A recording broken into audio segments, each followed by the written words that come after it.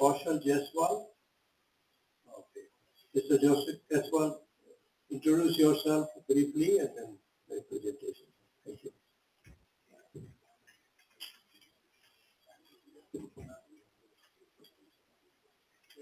Good afternoon, everyone. My name is Kaushal Jaiswal and I am representing a company called Irrigation. And my sincere thanks to Dr. Indramani and Dr. Gajendra Singh for inviting me and giving me the opportunity to present you the technology which we have patented globally.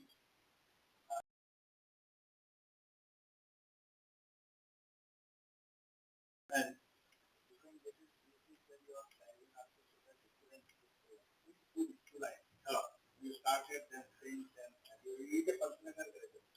so I graduated from Pasnagar University and I am not an agriculture engineer, I am agriculture, BSc agriculture, and then I did my post-graduation from there in plant pathology. And I started interview itself, and I started working in the space of chemical fertilizers and the pesticides. Then I moved to a company called Jumble Fertilizers, which was in again urea manufacturing company. From there I moved to a company called FMC, which is a global giant in the space of chemicals, and I was working there in the crop protection division. Then I moved as a CEO of Zuari Rotem Specialty Fertilizers. We used to manufacture the water-soluble fertilizers. Then I moved to Zuari Seeds, worked in the space of the seed manufacture, seed production, and the seed marketing. And from there, I moved to a company called Regulus Irrigation, which is an Israel-based company in water management. So this is my career. So I have worked in all space of agri input side, from the crop protection to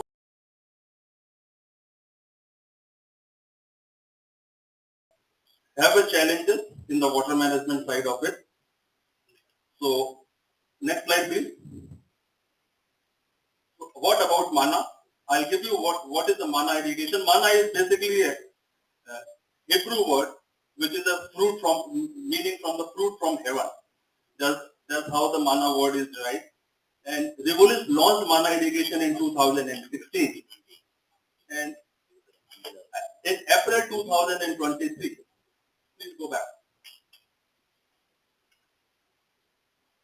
When there was a merger, the merger happened between the Jain Irrigation and Regulus globally, and that with this merger, Regulus acquired the Jain international business globally, and with this we merged the Jain logic, which was the IoT-based system, and the mana irrigation.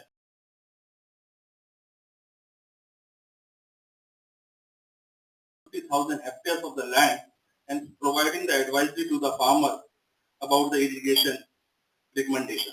Next, please. Little bit about the parent company. We are the second largest company in the space of the micro irrigation globally. We have over 50 years of experience. We have a global presence in 120 countries. Around 22 factories globally, 3 R&D centers, and more than 3,000 employees working all across the globe. Next. So what is the challenge? The challenge is to find an optimal irrigation schedule for the best water use efficiency. And for the student purpose, when I am talking of the water use efficiency, I am talking about the per.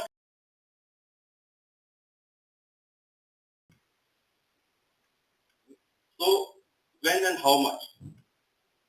What happens? There is a yield is one side, water usage and cost is the other side, right? Next, please, President. So when you under irrigate, the stress of the plant is there and it is not yielding much to the potential. Next, and when you are over irrigating,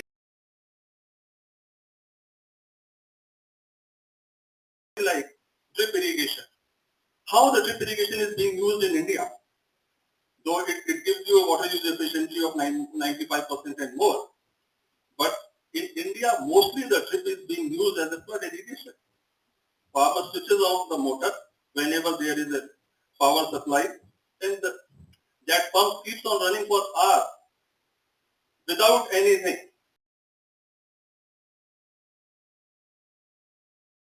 Use rather than use efficiently. How to control it? Next. So, what are the available irrigation scheduling? Next, please. Keep on pressing. There is a traditional method which is not very scientific, and there is a room for optimization. It's on the gut feel. Next, please. Keep on pressing. Next, next. That's all. Hold. So then came the ETC table, evapotranspiration table, not very specific to the field, outdated information. Then when doctor was talking about the soil and plant sensors, so you need the sensors, you need a capital expenditure on the field, and there are challenges, logistic challenges are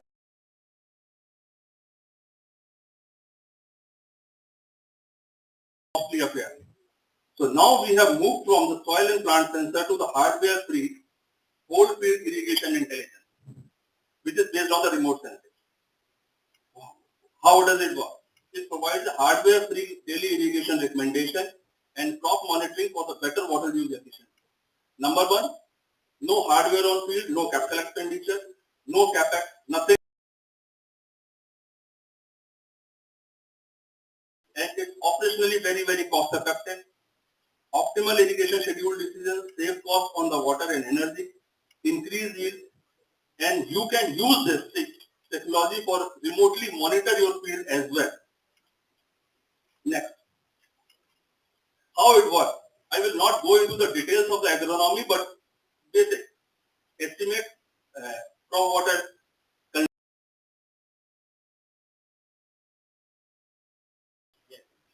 No, you need not to do a video. There is a separate video. It is on the YouTube, so don't go by that. I have given a next video slide separately. Just let me finish the presentation, then we'll play the video. So how do we measure it? It is based on the NDVI index. This is called normalized difference vegetation index.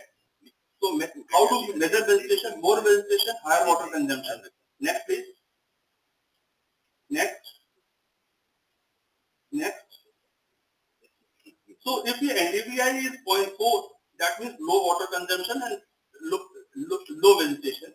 If NDVI is 0.6, mid water consumption, then mid greenery, and NDVI is more than 0.75, that's higher water consumption. That's how we are using the NDVI index for the measuring the requirement of the water. Next.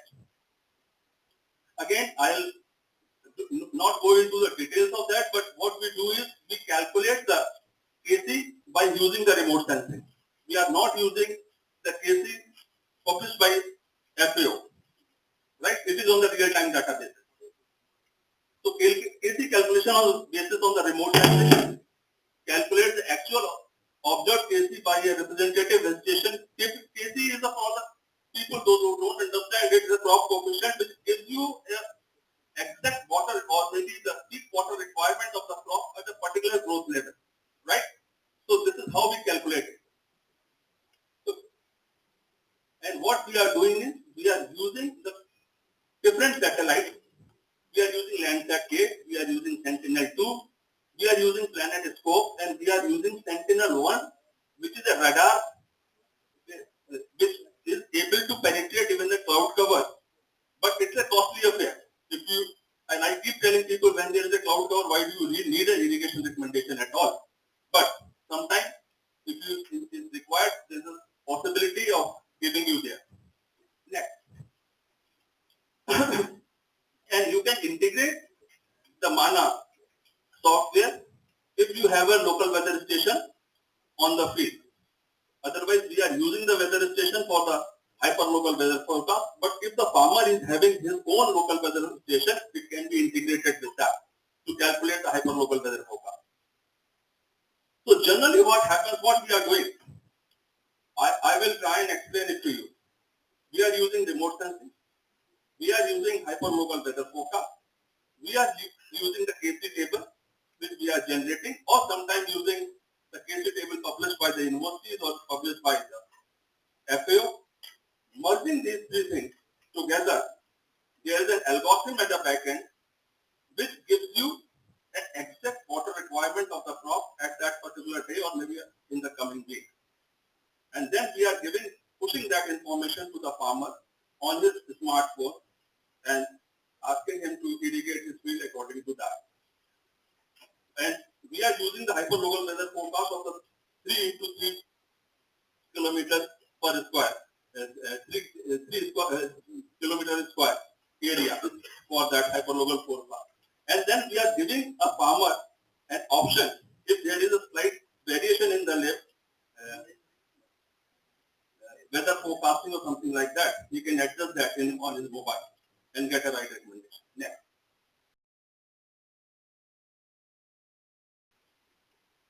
Next. So we did a industrial potato trial in India in collaboration with the PepsiCo, and you will see that what happened. The water saving was recorded with farmer practice, 35 to 43%. Irrigation use efficiency was improved 84%, and yield increase was recorded. Identifying the parts of the field that were over or under irrigated. Sometimes what happens when you're particularly in the sugarcane field, when after a stage it's difficult to enter inside the field. But when you have a crop monitoring images, you can always see that on your mobile that which part of the field is under irrigated or over irrigated. You can sense that. Next. These are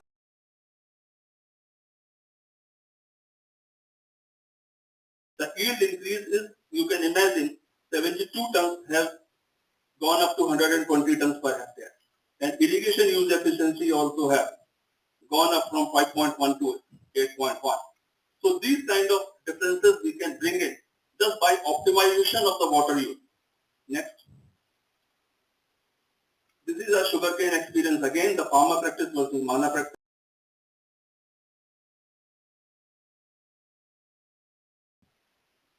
What are the features? It gives you the irrigation scheduling, and it gives you irrigation scheduling for 1 week, next day, how do you want to schedule your irrigation? Next. And it gives you a lot of many more data, which as a scientific community we can use it. It gives you ETC, it gives you the vapor pressure deficit, it gives you the rainfall data, it gives you a last 10 years data, it gives you a next 15 years data. So there is a lot of data available on that particular field. But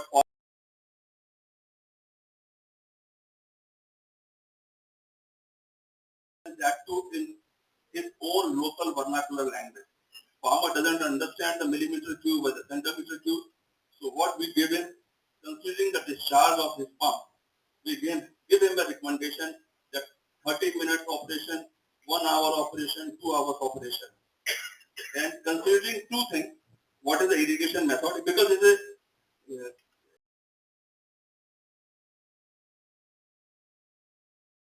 using a sprinkler irrigation, we can use it. We consider the irrigation efficiency of the irrigation method at the back end, and algorithm gives you an artificial intelligence, takes it over and gives a right amount of the water at the right time. Recommendation. Thanks. Next. So this is some of the crop monitoring tools. It gives you a crop vegetation, it gives you a crop wetness.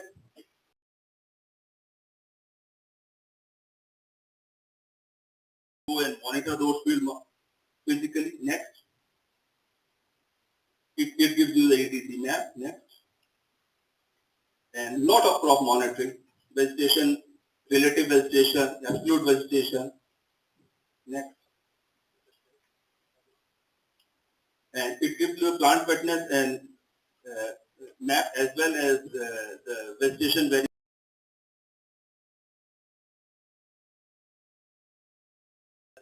variability map. What we say to the farmer, if it is the same, then it's the irrigation related issue. But if it is not the same, the plant wetness is saying something else and the vegetation variability is something else, we ask farmer to please end up and go to the field and check whether it is a nutrition deficiency or it's a crop protection issue or whether it's a disease and pest management issue. It's definitely not an irrigation issue. Next.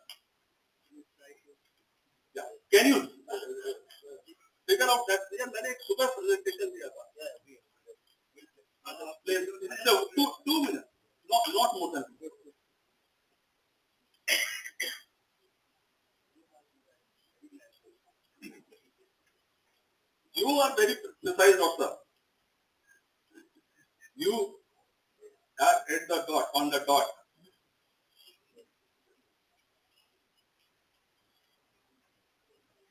In the meantime, I request Dr. Amrish Kumar to give a general appreciation to any. Yes, one fact.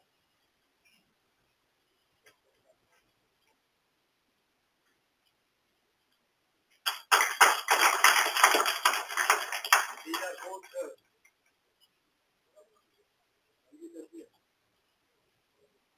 These are both Pantanagar alumni, so that's why I picked up.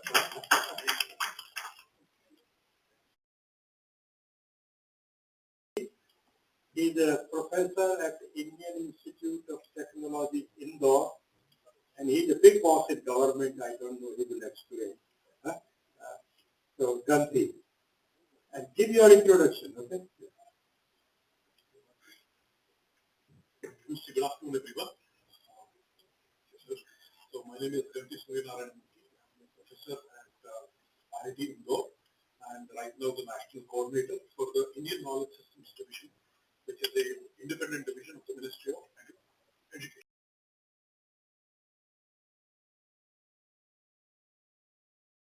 With regards to the global population, energy, whether we talk about climate change, health, and whether we are talking about plant health, animal health, or human health, all of those things, and information exchanges, and then the global order.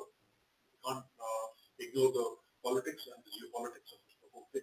So these are all the mega trends that are going to govern. What is a mega trend? Mega trend is something that is so big that no individual person, community, or country can control. It is something that is like a Jagannath, Jagannath Rasa. Once it moves, there is nothing that can stop it. These are some of the mega trends that are going on. Next slide, please. Next slide, please. Yeah. So, biggest existential challenge that we are facing is how do we feed a population of 10 billion in the next 25 years? We are talking about Amrit Kaal in India. 25 years will be a great place of churning and all that. But essentially, on development, path to development, that is very aspirational and very important. But also concerning at the same time is that we are also going to be in a world of 10 billion with increasingly shrinking resources. How are we going to feed them?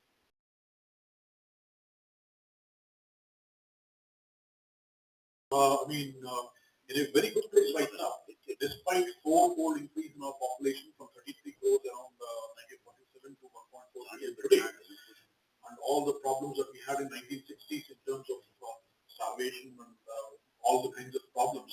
Today morning we had basically paid our respects to great Dr. Swaminathan, who Ms. Swaminathan, who helped us with the Green Revolution, which actually made India self-sufficient. Because the independence of a country, the first expression of that is ability to eat food and produce our own food and control the food production. And so, despite the four-fold increase in the population, we are in a good place today. And India is also not just a big country. Although we are only 5% of the land area, we have the 5% of the land area. We have 12% of the biodiversity. It's a biodiversity hotspot for the whole world. So all of these things that we talk about, climate change, all of these things will impact us in a big way, and these have ramifications not just for our country but also for the whole world. And of course, we all know that the green revolution had come with a lot of costs. We are all aware of depleting soil organic carbon, increasing use of fertilizers, nutrient leaching, groundwater pollution, depletion, overuse of pesticides, loss of biodiversity, and so on, and most importantly, loss of seed security as well. These are all the consequences and some of the unintended consequences of the Green Revolution. Next slide, please. And we always talk about sustainability. But my fundamental question, today my talk is going to be kind of provoking you to think about these things. When we talk about the trajectories that we are moving, they are inherently unsustainable. That means the rate at which we are consuming the resources, the rate at which that is already on an unsustainable track is something that is going to be very, very important for all of us in ag engineers, especially ag engineers, to think about. And because you can see many of these boundaries, planetary boundaries, have already been reached. A few years ago, there were only 3 of them that were reached, and a 5-year update, all of them, many more have been reached. Next slide, please. And this is a question that I want to pose to you. Crop production today. I'm not talking about milk, I'm not talking about vegetables, I'm not talking about fruits. How much time do you think we will have before we run out of grains to feed the world? Any guesses, students? How much time do you think we have? If I stop crop production today, how much time do I have just to talk about wheat and rice?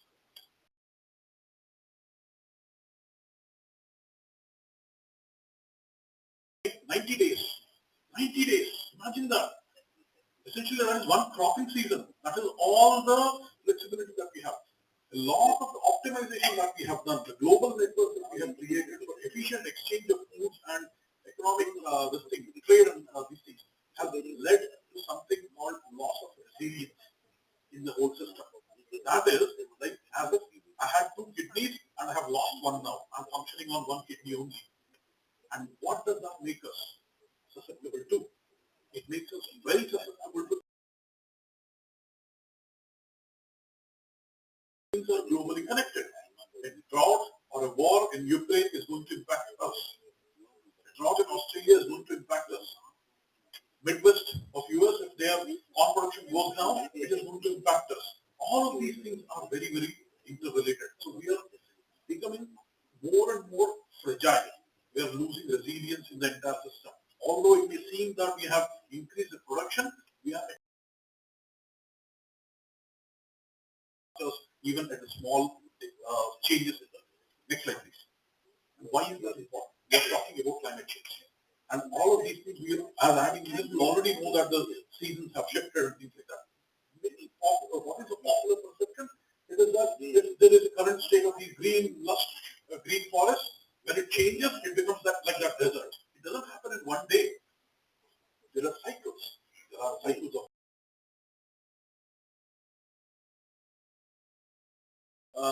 fantastic book by Professor Nassim Nicholas Taleb. I read a book by his book called Black Swan, very popular book about managing risk. And he wrote another book called Fragile, Anti-Fragile.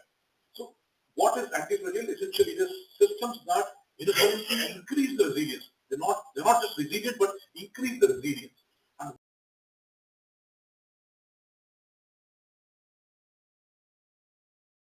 look at systems that have been functional for thousands of years. Because if you look at a agriculture system that has been practiced for thousands of years, then what is it? They must have gone through multiple cycles of drought. It is not an impossible thing that they would have not seen a 10-year drought or a 12-year drought or floods. And they must have developed all kinds of strategies to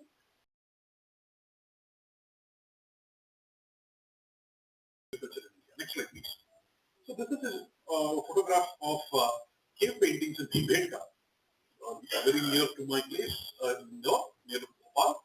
So it's a more than 35,000 years old cave painting. And people have been living in that Narmada Valley and then these areas for a long time. And if you look at archaeological evidence, I'm not talking about textual evidence, I'm talking about archaeological evidence of agriculture in India. It goes at least back to 10,000 years. That is the end of the last ice age. Since then, we have had continuous agriculture in India. And the first year of domestication was about wheat, then barley, then it came to smaller like millets like ragi, then we had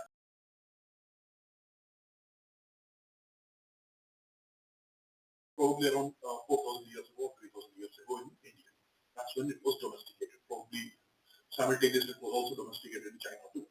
And if you look at the textual evidence of agriculture, even the earliest of the Vedas, which is the Rig Veda, the Kshetra Sutra is specifically about agriculture.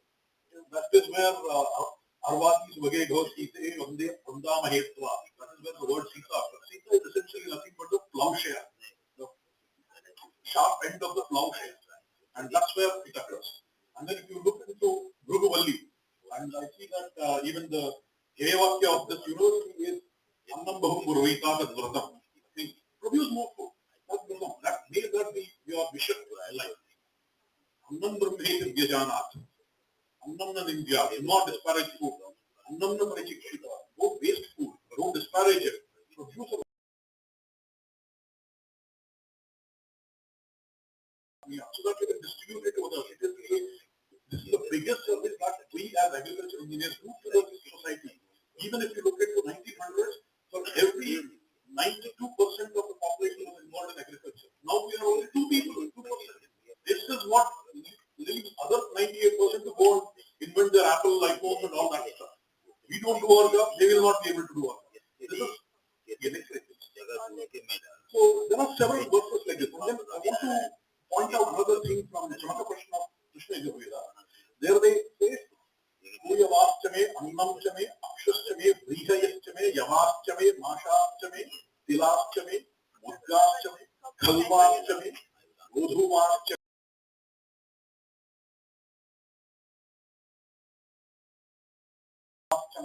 Nivarashchame. These are all names of the Greeks. And if I wanted to look into three of these things, Vrihi means any variety of rice. Anvaha means the special rice, that normal rice, domesticated rice that we use. And Nivara refers to the wild rice that is available. If they were able to do this thing at the time of Krishna Yajurveda, you can think about all of this, how antiquated the agriculture in India is. Why am I mentioning all of this? I'm making a point that the antiquity of the agriculture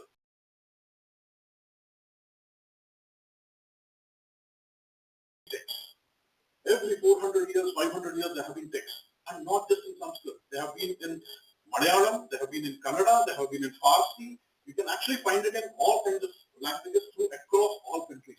And it's not just a theoretical discussion. They talk about plowing, furrowing, specifically furrowing, seeding, cultivation, irrigation, weeding, harvesting. How do you classify crops? And all of these things, how do you manage pests? All of these things indicate a very high level of expertise in agriculture. Next slide, please. Who sent these gazetted notes to Britishers back home from India in around 17th or 18th centuries? What they were really finding was that there were different types of plows in India for different types of soil. Traditional plows, very different, and they were only tilling 5 to 10 centimeters. That is what we call these days as reduced till and all that. And they were light and optimized for the drudgery of both animals and the people. Whereas they were very different